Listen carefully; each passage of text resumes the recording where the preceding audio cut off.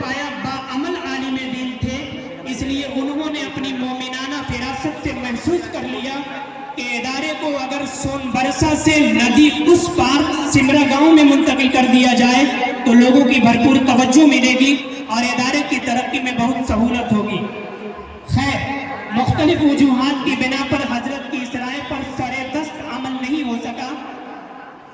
خیر، اسی لحاظ سے حضرت سید احمد شہید کے ان دونوں خلفاء یعنی مولانا جعفر علی بستوی اور مولانا سید احسان علی اعظمی کو اس ادارے کے بانیوں میں شمار کیا جاتا ہے۔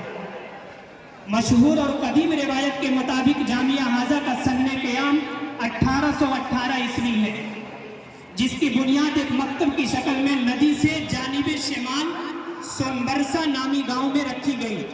بعد میں جب مولانا کی آمد و رفت چمپارن کے علاقوں میں کثرت سے ہونے لگی تو اس مکتب کو مدرسے کی شکل دے دی گئی، جس کی تاریخ غیر متحقق طور پر 1834 سے 1857 کے درمیان ہے۔ ایک قول کے مطابق غالباً 1848 ہے۔ خیر، اس دور میں جامعہ حاضہ کے ایک پسماندہ علاقہ میں ہونے آمد و رفت کی مشقت، ہر سال دریا کی طغیانی اور حالات کی ناسازگار ہونے کے باوجود بانیوں کے اخلاص و للہیت کی بدولت اپنی استعداد کے مطابق چلتا رہا، یہاں تک کہ حافظ عنایت حسین صاحب عرف بڑے حافظ صاحب بغرض تدریس و تربیت یہاں تشریف لانے لگے، جن کی نیک دعاؤں اور مخلصانہ جد و جہد نے اس کو حفظ قرآن کا روشن مینارہ بنا دیا۔ اسی زمانے میں حضرت بڑے حافظ صاحب اپنے فرزند عبدالحافظ کو اپنے ساتھ ہی رکھتے تھے اور ان کا قرآن سنا کرتے تھے۔ عبدالحافظ انتہائی ذہین تھے، اس لیے محض 17 یا 18 ماہ میں قرآن کا حفظ مکمل کر لیا۔ اب عبدالحافظ حافظ بن چکے تھے، یادداشت میں اتنی پختگی کہ بعد میں چل کر زمانے نے انہیں حافظ بادشاہ کا لقب دیا۔ اب حافظ بادشاہ کا دور شروع ہوا۔ ان کی خدا ترسی و للہیت نے ادارے پر بڑا گہرا اثر دکھلایا، جس سے ادارے کو بے پناہ مقبولیت حاصل ہوئی۔ ان کی نیک دعاؤں کی بدولت بہت کم مدت میں اس ادارے نے شہرت و مرکزیت کا مقام حاصل کر لیا۔ ملک کے ہر گوشے سے طالبان علوم قرآنیہ یہاں کا رخ کرنے لگے اور یہ ادارہ اپنے خدام و کارکنان کے جہد مسلسل سے ترقی کا سفر کرتا رہا، جس کا شاندار نتیجہ یہ رہا کہ جو علاقہ علم و معرفت سے بالکل کوڑا تھا، اب بستی بستی گھر گھر حافظ قرآن نظر آنے لگے۔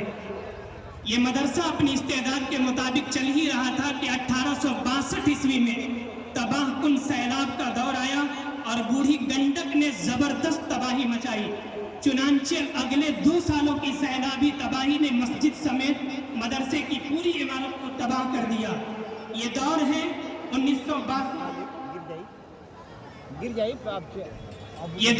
1962 سے 64 کے درمیان کا، جس کی ہجری سن 1382 تا 1384 ہے۔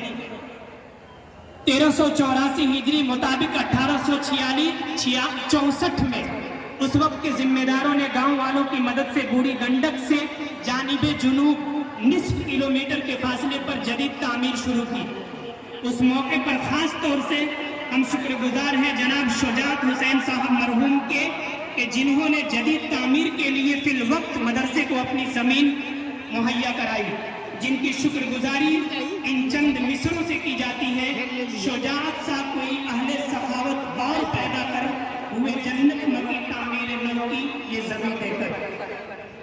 خیر، اس کے بعد آہستہ آہستہ آگے پیچھے کی زمینیں مہیا کی گئی، جن پر اب تک وقتاً فوقتاً تعمیری سلسلہ جاری ہے، اور آج کی تاریخ میں الحمدللہ جامعہ کی ایک 2 منزلہ عالیشان مسجد سمیت سینکڑوں کمروں پر مشتمل ہاسٹل، درسگاہوں کی 2 منزلہ عمارتیں، مطبخ، اسٹور روم وغیرہ جیسی ساری تعمیرات اس وقت ہمارے سامنے ہیں۔ آج اس ادارے کو حفظ قرآن کے معاملے میں ایک خاص مقام اور امتیازی شان حاصل ہے۔ صوبہ بہار کے اکثر اضلاع کے علاوہ ملک کے دیگر صوبوں जैसे बंगाल, आसाम, झारखंड, यूपी, एमपी, दिल्ली, कर्नाटक और पड़ोसी मुल्क नेपाल के तलबा हिफ्ज़ कुरान की तकमील के लिए यहाँ का रुख करते हैं, जिनकी तादाद साल दर साल बढ़ती हुई अब 1000 तक पहुँच चुकी है, जिनमें तकरीबन 500 से ज़ायद तलबा हर साल यहाँ से हिफ्ज़ कुरान का दौर मुकम्मल करके सनद फरागत पा रहे हैं।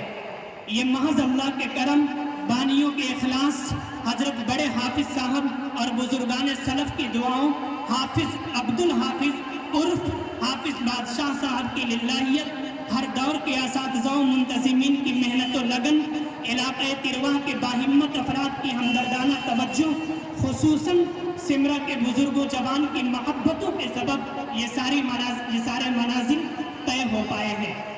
हाज़रीन, ये इदारा अपने क़याम के बाद से बुनियादी तालीम और खुसूसन कलाम इलाही की खिदमत अंजाम दे रहा था।